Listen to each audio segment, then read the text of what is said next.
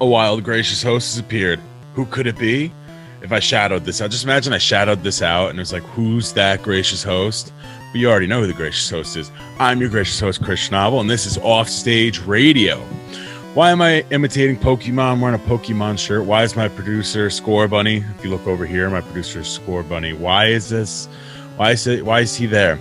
You might be asking. Well, today we have one of my really, really, really close friends and a Pokemon expert, Joseph Brown, otherwise known as Zemanon, on Twitch and on all social media platforms, coming on today to talk Pokemon Day and talk his career and all that fun stuff.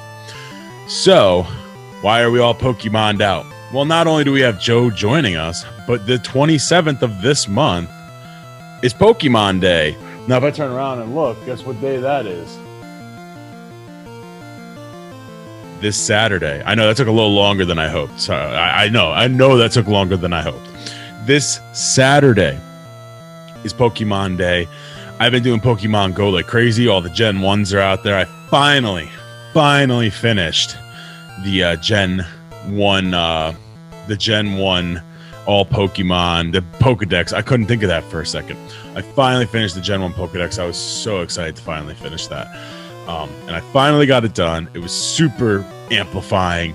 If you follow me on @ChrisSchnabel on Instagram, ChrisSchnabel, slow that down if you need to hear it.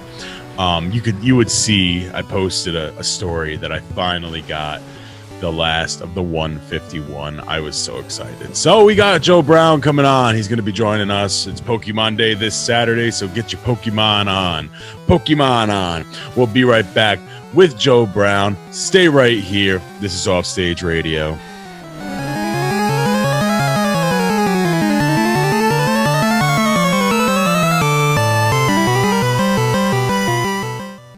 Welcome back, Offstage Radio. I'm joined by one of my best friends in the entire world. Do you like that intro?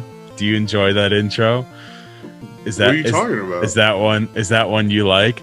I'm talking about Joe Brown, Zemanon. Some of you might know him as, and some of you might be like, Joe Brown, this guy looks familiar. Well, you know why? This is why right here. I usually don't do this. My producer wants to ask a question, so I'm going to bring him in. Hold on. Okay. Jumping in. Come on in, Josh. Hey, Frank, big fan, Frankie. Hi, it's me, it's Joe from college. That's Zemanon. That's Zemanon. That's me. I don't know if you remember me, but you were actually my resident assistant. I certainly was. Joe Brown, don't frown, vote for Joe Brown. So, Joe, not only did you surprise Frankie, which was one of my favorite moments, if not my favorite moment on this entire show ever. And I've had a lot of fun moments. That was one of my, if not my favorite moments. But, and this is a big honor, you were the first repeat guest ever. Ever. Off of technicality, yeah. You say off of technicality, but Joe, I love having you on. It's in the record books. It's in the record books. A dub is a dub, you know? Listen, Barry Bonds is there. It's technicality, steroids, whatever you want to call it. Listen, man, I feel very honored to be joining you here in this prestigious Zoom square that I am, where so many others have we're actually in Zoom cul-de-sac. I'm sorry. Yeah. We're not in square. Well, my couldn't afford square. So, yeah, I know, trust me. I know it sucks. We're in cul-de-sac though. That's where they put us. It is what it is. We got Frankie. We had Dave Puglisi. That's Jamie another Roots. Oh Jamie my gosh, I'm so honored. We have so many retirees on our show. I love it. So Joe, we want to talk about your shirt. We got to talk about your shirt. You want to show off the shirt? Look at that. You know, we have Pokemon Day coming up soon. So this Saturday. At Vermilion City Gym. Get it? Because he's working out in a gym. Okay, gym. Yeah, you know, it's a fun joke. So we haven't talked about it much. I think we did talk about it maybe a little bit when you were on last time. The Pokemon update that came out, and you were not the biggest fan of the updates. Well, I just think some of it was a little like had you run around for no reason, like literally, like to get Galarian, Moltres, Zapdos, and Articuno. Like it was just so frustrating, like running through the whole thing, like trying to catch them and stuff. And like I know I was trying to get them in a cool Pokeball too, so it was hard to catch them. Right? And just, I accidentally knocked out the Articuno once from hail. I got him down to 1 HP, and then like the hail took it. I was like, oh my god! So you gotta do it all again. But yeah, I mean, Pokemon's been it's been pretty interesting because they've been running a lot of online tournaments. Obviously, we usually would have these regional tournaments all throughout the country, leading up to Worlds and stuff. So they've had some. They call them Players Cup. So they're on the 3rd Players Cup right now. So I actually qualified for the 2nd Players Cup and played through that. And that was a lot of fun. But, I hope, nothing gets announced for Pokemon in the middle of this conversation that we're not going to be able to talk about. And the reason you say and we are talking about Pokemon in the first place is because you are a player, very good player, commentator, and an expert. One of the top 500 in the nation. Yeah. Easily top 500 in the nation in Pokemon. That's pretty good. There's millions of people in the nation. Top 500 is pretty legit. Those are your words, not mine. But I know. I do appreciate them nonetheless. They're definitely my words. I said them. Yeah. Well, I think I texted you when I made the Players Cup, because that's only that was the top 256 players in each region, and there you go. He's at least 256th in the region. Yeah, not anymore though. I lost that spot for the 3rd Players Cup. Now he's lower than he's higher than 256 in the region. Yeah. So how does the Players Cup even work? Is it based on your online play?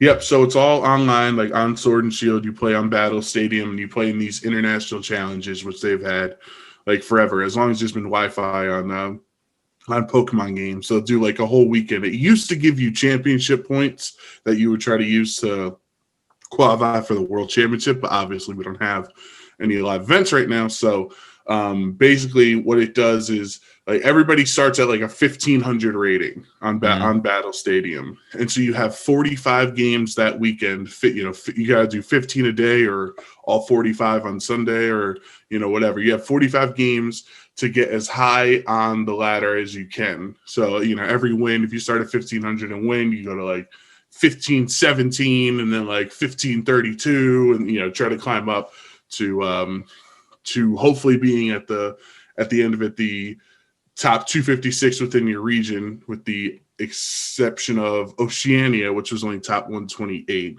So I think when I qualified, I had like a 1653 rating. I don't know what I was within America. I'd assume that was probably like 230th or 220 something or whatever. But within the world, in America, there were 898 players, excluding the like Japanese and Korean players who weren't eligible for it because they have their own circuit. And so I think out of that, like 1,000 or 900 or so total qualifications, I was number 869 in the world. Hey, nice. Yeah. Nice number. Now, do the Japanese and Korean have their own bracket because there's more or because they're better?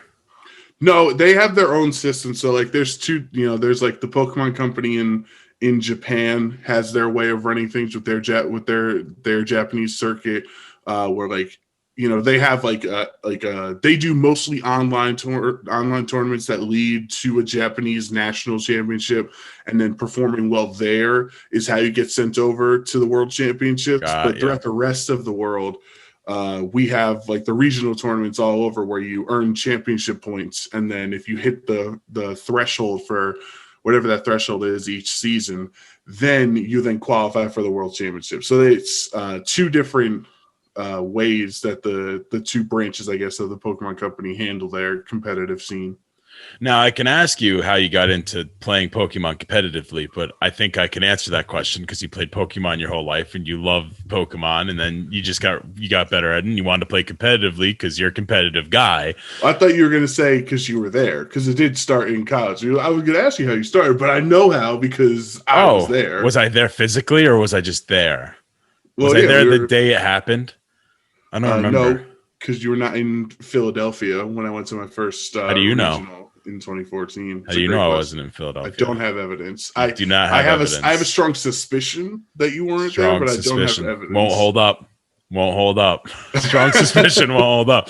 But what I was going to ask is, how did you get into commentating for Pokemon? Now, I believe it was last year, 2 years ago now, you commentated for a regional championship, correct? So I've been casting since pretty much the end of the second half of 2015. So I started playing in 2014. That was when X and Y came out, for those who remember the first 3D Pokemon games. So that was the first VGC format I played in, which stands for Video Game Championships. And my brother and I was still in college with Chris at the time. We drove down to Philly in October for the Philadelphia Regional Championships. And it was a lot of fun. Back then, the rounds were like best of one games, and it was like really intense, and we didn't have a lot of knowledge or anything. So I went 3-3 in that event. So I felt good about that. And then we had a local scene in New York and New Jersey, which luckily we had great tournament organizers who consistently ran events and had a lot of people in them. Like, so Jen was our tournament organizer. She'd hold events in Brooklyn, and we'd have like 70 plus players for a local tournament on a random Saturday in like January, playing in some small Brooklyn, gaming place. So I got like ingrained in the community pretty quickly and met a lot of people. And then Chris, at the time we were in college, we were doing a lot of sports broadcasting. That's true. We were casting basketball and baseball and the like. So good times. When I went to the World Championships in 2015, which were in Boston that year, it was just like a life-altering experience. Like, I was like, this is where I want to be. I enjoyed it so much. I loved all the commentators as well. And like, I took pictures and had them autograph my 3DS. Also, I still have that 3DS in the basement in my house here. And so in that moment, I was like, right up on the pedestal of the basement of your house. It's sitting right next to my Hank Aaron autographed baseball. Yeah. Again, right up on the pedestal of the basement. So in that moment, I want to be a Pokemon caster. And ever since then, I've been focusing more on commentary than playing. I still do play, obviously. But it'll actually be, I think it's the 28th of February. I don't want to get it wrong. It's either the 27th or 28th. Whatever that is going to be the 1 year anniversary of me finally making my my commentary official stream debut. So it was last year that you had. So it was last February. It was literally 2 weeks before the world shut down. I remember I was promoting the hell out of it. That's the reason I didn't remember. Was it before the world shut down? Like, was it that year, or was it before that? You can't even tell anymore, because even though time seems to go fast, it also seems like last year was 6 years ago. So it's like, so I've been casting since 2015. My first regional I did was in 2017. It was Hartford Regionals in 2017, which is when Sun and Moon came out. If you remember, if you played Sun and Moon. Oh, I have Sun. I have Sun. So I think Collinsville, Illinois was my regional that I cast last year. And I think that was it was either my 11th or 12th regional that I had cast at that point. And it was finally the first one on the official stream. So it took a lot of, flights and, paying for my own hotel and flights and everything. Oh, there's Sun. There you go. So it took there, but I finally got there, debut, and it was amazing. Like, how was that feeling of knowing? How was that feeling of like them getting to you? How did they get to you anyway? Did they email you like, you've been selected to commentate the upcoming event for Pokemon? Yeah, so they reached out. They're always, even to my knowledge, even I was working with grassroots streams, which are like non-official productions, like of a group of us, like Critical Hit or Liberty Garden or other people that I was with. Those are the production crews that were running regional events, and they weren't getting paid. Like, it was just us within the community putting on streams because Pokemon wasn't having streams for those regionals. So, we were all doing it out of our own pocket and, driving on our own or flying and paying for our own hotel and food and things. But we just, loved the scene so much. And I knew eventually, hopefully I would get noticed. And, they reached out. They were looking to add new casters for the first time in a while. So it wasn't just me. It was a number of new fresh faces that were added to the commentary team. So for that, do you submit to that, or do they just someone found you? No, I mean I definitely reached out to them. I've reached out to them before. It wasn't like a one shot. It wasn't like 100% success rate. But they were they announced that they were looking to add new commentators to the team. So at that point, I did reach out, sent my reel, which was the 2019 reel at that time, and then it all worked out. And now you have your 2020 reel out, which is on your Twitter, which is Zemanon on Twitter. You could go see it. It's probably, I would imagine it's pinned to the top of your profile. Yeah, right? I pinned it on my profile right away. I would do that too if I had my reel, which I don't have a reel. But if I did, it would be pinned to the top of my profile. I also don't use Twitter, so there's a lot of things going wrong here. So you were actually on my old podcast on almost the same day. It was all around the same time because it was Pokemon Day coming up when you came on last time. Right. Yeah. You want to know what I was doing last Pokemon Day, Joe? What were you doing? I was drawing Pokemon for our show. Wow, that was pretty good. Look at that. This is from last Pokemon Day. Wow. Let's see. Do I have more? I think I have a bunch of them. Look at that. That's pretty cool. I think I debuted them on the show last year. I don't remember, honestly. I don't remember either. Wait, there's at least one more. Yeah, well, yeah, because I remember wasn't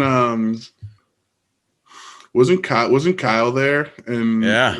And so they showed off Calyrex for the first time, the new legendary, and he has a giant head, and I was like, look at the big brain on this guy. But Kyle had just said something, so he thought I was calling him big brain, really smart. I was like, oh god, Kyle, if you're listening, we miss you.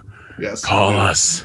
Text me about anime, Kyle. Text him about anime. Text me about anything, anything else. But we're talking with Joe Brown, and Pokemon Day is coming up.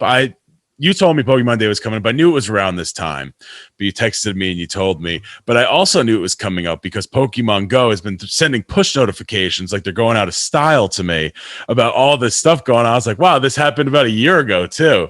Oh, yeah, because they did it on Pokemon Day. Yeah, it's good marketing. And I don't know if you saw this.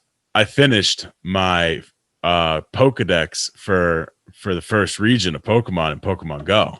Congratulations. I was so pumped. I needed one more. I needed Kangaskhan, right? Is that right? I was gonna say, how'd you get a Kang? Yeah. So it was in a raid right by my house. And I was like, I'm jumping on this right now. She was there the whole time. 5 years, you didn't know.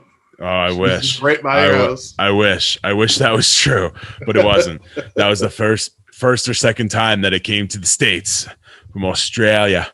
Yeah. And I was so happy. I was like, finally, 5 years later, I finally filled out my decks, at least for the first region. Now I have the other 9 or 8 that they finally put in that I have to do. But I was so happy. I thought you'd be proud of me.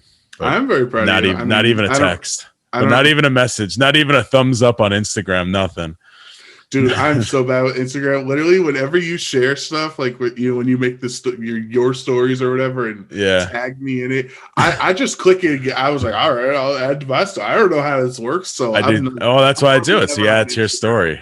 I want to be famous in the Pokemon community. So. I want to be famous in the Pokemon community, so I tag you in everything.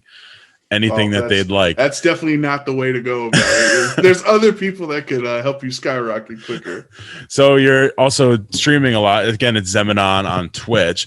You said you're going to be streaming tonight, but this is going to be pre-recorded, so they can't see that. What do you think your streaming schedule coming up is going to be? I should say. Well, I'm going to try to get more consistent. At this point, my streaming schedule is going to revolve around whenever the Brooklyn Nets are not playing at night. So I'll try to work every night. But, yeah, well, every other night, I should say. Right. But no, I'll try to be more consistent. We actually, as a back in January, we held an event, like a Pokemon community group. A lot of us also play League of Legends, so we actually held an event where we were playing with, like, everyone had assigned teams, and like a meta game developed within the tournament and everything. So we streamed that on my channel. I also stream a lot of Teamfight Tactics, which is like a side game that League of Legends has. It's an auto battler, so that's what I'll be playing tonight. It's you've seen me play that one before, Chris. Yes, it's a lot of I fun. join your stream every time I can. And then the other Even one I if I want to can't get be back there. into is I want to start streaming or speedrunning Pokemon Yellow again, because that was so intense, man. It was so exciting. You did that one, right? Didn't you do that one last year? I did it for like 2 weeks, yeah. Yeah, But I remember that. Do very well. I didn't do so hot. How do you get the Game Boy game on there? What do you have, an emulator on your computer? Is it emulator? So I have emulator? so you can play on an emulator, but I have the digital version on the 3DS, like when they let red, blue, and yellow on the 3DS however many years ago. I have yellow on there. Ooh. So I just have a capture card on, like, installed in my 3DS, and connect that to the computer and stream. So besides Pokemon and League, like, I want to try to speed run again, and then hopefully besides Pokemon and League, you want to do Pokemon. Exactly. It's a different kind, because speed running Pokemon is very different than competitive Pokemon, Now, what was it you were doing recently? You told me what it was called. I don't remember. It had a certain name. You were streaming it about a month ago, maybe 2 months ago. And I asked, like, everybody's doing it. Tactics? No. It was a Pokemon thing where you were replaying Sword and Shield. Oh, a Nuzlocke. A Nuzlocke. Can you explain what a Nuzlocke is for people like me that people call a Nuzlocke? Right. So a Nuzlocke, it's like a fan made or like an unofficial rule set when you're playing through a Pokemon game, because a lot of people, they're with their big brains, they think Pokemon games are too easy, so they want to add additional challenges to their playthrough, because and especially in Sword and Shield, you could just click, start Score Bunny and Dynamax them and just run through the game. Yep, that's what I did. Right. So a Nuzlocke is these rules set up, and different people follow different things since it's not official, but the core rules of a Nuzlocke are the only Pokemon you're allowed to catch is the first encounter in each new route that you're on. So like if I go into Route 1 and I get an encounter and that's a Wooloo, that's the only Pokemon on all of Route 1 I'm allowed to catch. It's just that one Wooloo. And then so that way it makes it more you get more attached, because you get less Pokemon, because you can't just catch all of them and trade them in and out and whatnot. And then the other big rule is that if a Pokemon faints in battle, you have to you can't use that Pokemon anymore. So that's like the main Nuzlocke rule. So he's dead. Right. And yeah, most of the time people release them. I just think it's easier to put them in a box, and then you see all the Pokemon you lose throughout the playthrough that are sitting there in That's smart. The box. So I send them out to sea. Viking funeral. Shoot an arrow, set it on fire. Yeah. Wooloo is very easy to do that with. The two main rules, and it's nice because it adds challenge, obviously, that wouldn't be there. Like, you're artificially creating something more challenging. Like, so at the time of the second gym, which was Nessu's, the water type, I didn't even catch any grass type by that point on any of the routes I was on. So like I had like 3 different water types on my team, because I started with Sabo in that playthrough. So like it was my run literally almost ended two badges into the game. And then I was able to get through that, and luckily by the end, beat Leon and whatnot. What I had 5 champion. Pokemon. Yeah, I had 5 Pokemon remaining. Like, out of like the 20 plus encounters in total I finished the game with 5 Pokemon. So it got close. I almost lost it in Leon's battle, but you didn't, because you're a champion. Exactly. Because even though you might not have the strongest team, the coaching that you give them. Do you think, how many Pokemon are there altogether? It's got to be close to 900 now, because it was like 808 or 809 or something through Gen 7. So it's got to be close to 900. How many do you think you can name? I'm not going to do it right now because there's 900 of them. That would be, that would not be. All right, we got 10 content. minutes. Name every Pokemon. Go. Do it in song form too, like they did at the end of the show. Yeah, right. If we had photos with them, like, you know, because there have been people who've made like challenges like that, like on web pages to do it. At 900, oh my god, maybe 700, 750 Wow. if I had to think about it. Like, because that information is just stored in the back of your brain for the rest of your life. You know what I mean? Like, I'm never gonna forget what Soul Rock looks like. If I never use him, like he's still there in my brain, in my heart. I don't remember what he looks like. He looks like a rock and a sun rock. What? Soul Rock looks like a rock? Yeah. Wow, they're smart over there at the Pokemon Company. They are. 700. That's 900. You said you could name 700. There's 900. Can you believe that only 20 years ago there was 150 and more to see? Who knew it was going to be that much more? I was gonna continue the song, but I don't want to sing on the internet. So why not? Go ahead. No. There's 100. To be a Pokemon master is my destiny. To be a Pokemon master is my destiny. Destiny. Do you know who the person is that sings the original theme song, right? Have you ever seen him? Was it you? Yeah, it was. Have you ever seen him? I don't remember his name. I should look up his honestly, name. I don't know who sings it. All right, so if I find out his name, I'll send you his profile.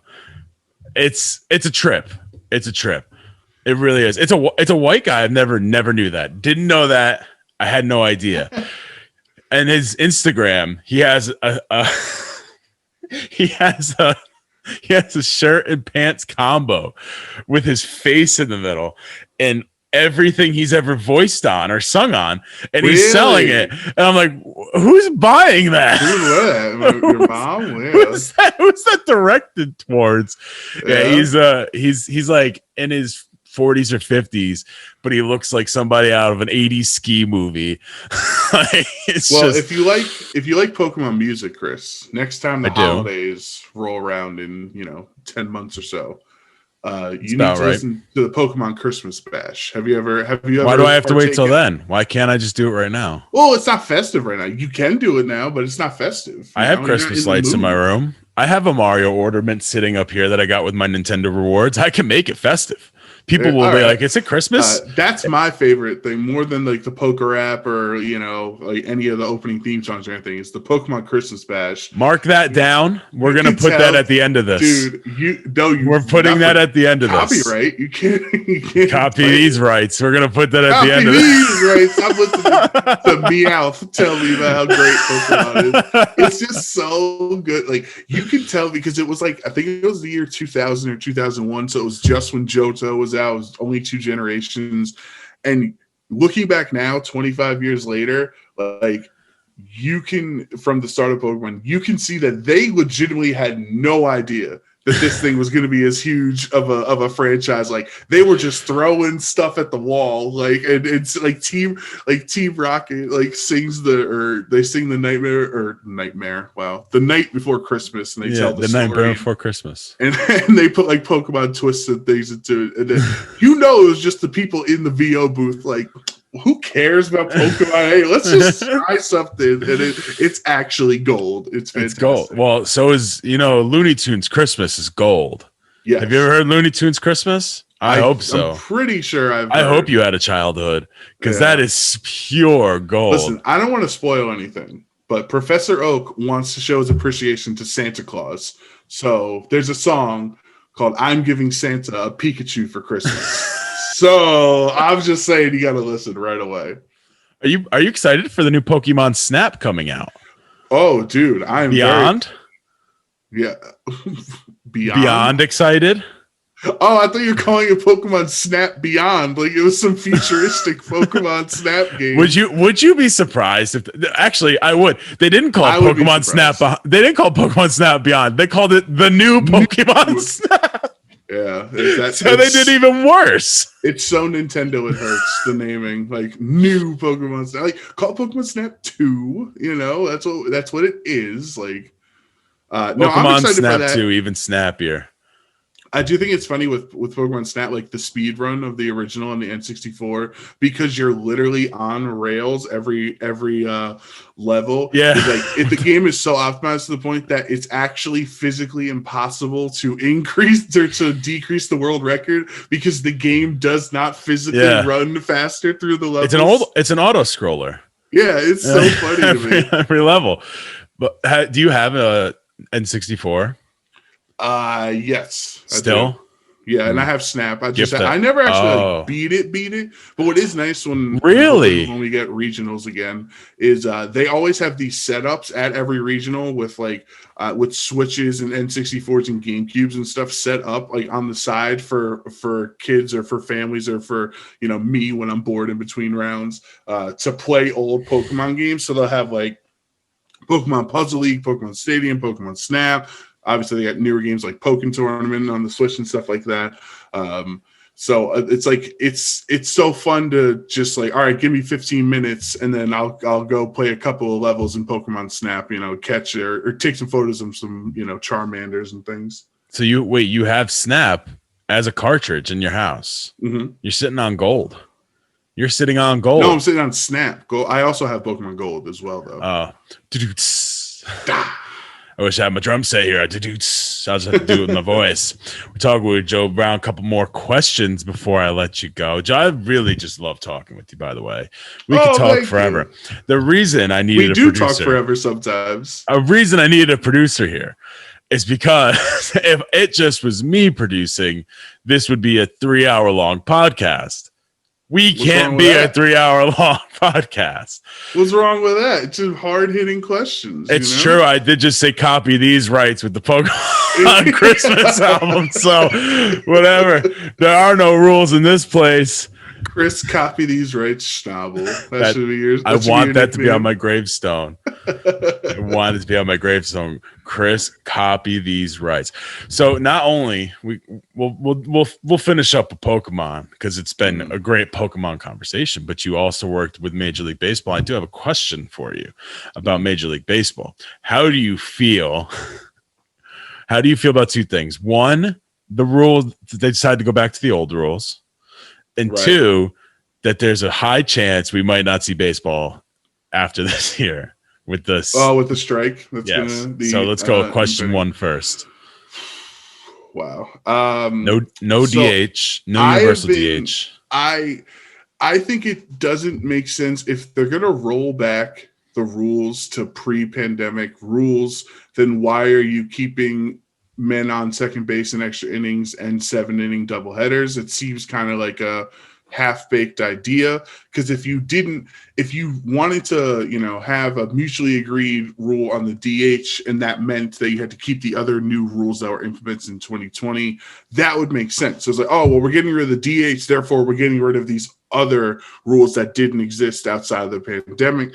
So that's the most confusing part to me. I obviously don't I have not been too big of a DH for the NL proponent. Like if it happens, it happens. If it doesn't, I do enjoy sometimes seeing the strategy. I do think it puts National League teams at significantly worse disadvantages every single night than American League teams face. So I can understand wanting the DH back for the NL, but I don't know.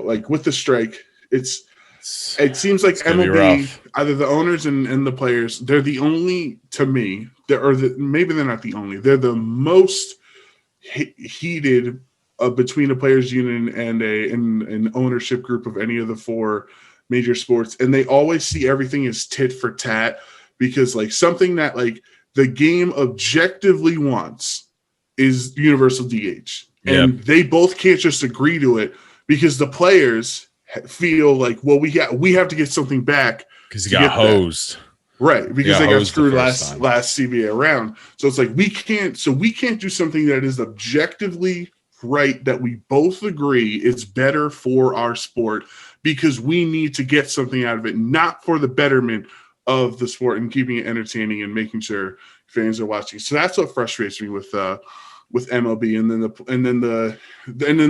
even on the owner's side, it's like, oh, we'll give you the DH, which is this thing the sport desperately wants, but you're gonna have to give us 8 playoff teams, so owners can spend less money and still make the playoffs. Like, and it's just like, no, why do these things have to be intertwined? Why can't you do things that are good for the sport? And then you have your spouts and your fights over different things that are not like clearly like 95% of people want. I don't understand how they can keep runners on second and have the 7-inning doubleheader rule, but they can't do the universal DH rule. Why does that? It doesn't make sense. Why does that have to be a part of the negotiation? I don't get it. Why are the doubleheader rules not a part of the collective bargaining agreement, but universal DH is a part of the CBA? That doesn't make any sense. It makes no sense. We can go all day on this. I just wanted to get your opinions. But I know we can go all day. I think there will be baseball, and in some form. It turned out every rookie that I might be playing second for the Yankees, but there will be baseball. Listen, Schnabel, all you gotta do is play 60 games for the Yankees, and you'll get a $400 million contract. It's that simple. It's true, very true. Yeah, or the Padres. If I play 100 games for the Padres, did you see the layout of that contract? Like the annual thing. Hold on, let me have it right here. Tatis. Yeah. You ready? No. So I won't read off the years because that would make it boring, but I'll just read off the annual breakdown of 14 years, $340 million. So starting this year, 1 million, 5 million, 7 million, 11 million, 20 million, 20 million, 25, 25, 36, 36, 36, 36, 36. He's making dirt for the next 6 years of his 14-year contract. What is that? Win now. They're going to try to win now. But like, why would you not just break it out? Well, because they're going to load up in the first couple of years with a bunch of players, and then at the end they're going to try to win a championship. If they do, great. If they don't, then they wasted that time, and they'll just have Tatis. You see it all the time. You know what my favorite backloaded contracts in baseball is right now, though? Well, usually you see front-loaded contracts, like with the Nationals. It's usually front-loaded to get the money off later. Like Scherzer and Strasburg have that front-loaded deal. But my favorite narrative going on right now is the Cubs with Chris Bryant, because this is the year that they were scumbags for. This was literally and now they're trying to trade him, of screwing him over when he was a rookie to get another year of arbitration eligibility out of Chris Bryant. And for all of their effort and all the hatred that they got to try to game the system to keep him for next year, they're trying to trade him. It's like, what did you do it for then? Classic sports right there. You cheated the rules, and now you're not even going to take advantage of it. So, Joe, last thing before we wrap up, you have a podcast of your own that sporadically sprouts every now and then. Yes. Maybe I'll put up a new episode just so you can listen to it. Just so I can listen to it. Perfect. It's called Cup of Joe's. Yes. And it's my friend's Joe Perry, and we're both named Joe. That's the joke. There you go. A couple of Joes. Ha ha ha. I get the joke. Cup of Joe's. So You've been on. I have been on. And you know what I did? I talked off stage. You know what this is? Off stage radio. It all comes full circle. Ooh. There it comes full circle. You can also catch him on Twitch, Zemanon. Can I spell that right now? No, you do it. I'm going to butcher it. You go ahead. It's Xeminan. I admit it. I would have came close, but I would have. I admit it is not the easiest name to spell out there. I would have come close, but I would have butchered the end of it. So, and you can also same name on Twitter, which you're pretty active on. So you can go on there if you want to find Joe on there, and you can watch his new reel, his commentary reel, and you catch him on some Pokemon streams in the upcoming future. And you can catch him on Twitch. Not just Pokemon, Chris. Whoa, not just Pokemon. Well, in the really, I have Pokemon, Tifa Tactics, League of Legends. I'm trying to diversify my commentary, my esports interest, in trying to get into more esports scenes doing commentary. So if anyone needs me to cast some chess or competitive bodybuilding tournaments or something like that, I'm just saying I'm available. I got nothing going on. So all right, thank you, Joe. We'll be right back.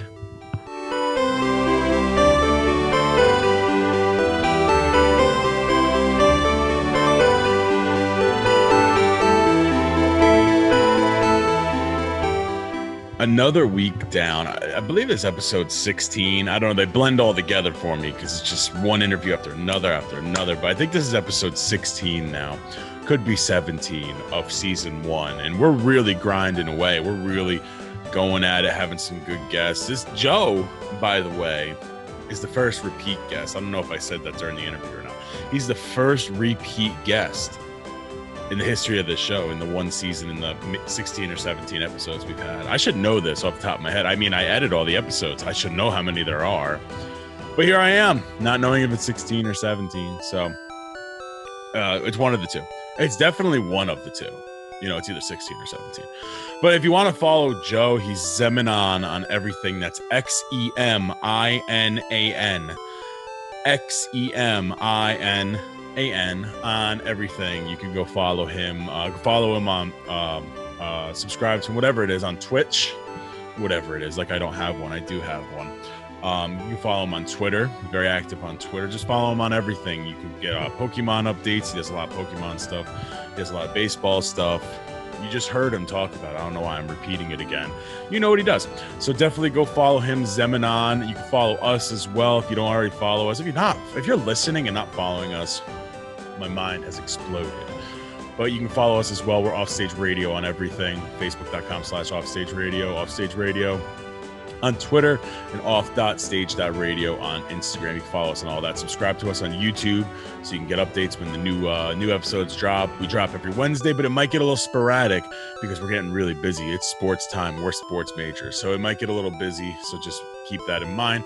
We have some really good guests coming up. I don't want to spoil anything, but I can tell you right now, we got some really cool guests coming up in the upcoming weeks. So definitely stay tuned. I've been Chris Schnabel. I've been your host. I really hope you enjoyed listening to me, because if you didn't, it's too bad. You've been listening to me all the time anyway. Thank you for tuning in. Offstage Radio. We'll see you next week. Thank you. If you haven't caught up on everything, we're on Apple, we're on Spotify, we're on iHeartRadio, we're on YouTube, we're on everything. Go ahead and catch up. Listen to some you might have missed. Maybe you missed somebody you really like. Go all the way back to Kid Quill. That's episode 1. Go listen to him. He's been dropping new music too, so definitely go listen to Kid Quill. All right, guys. We are out of here. Offstage Radio. Thank you. Peace. Deuces. Later. Yeah.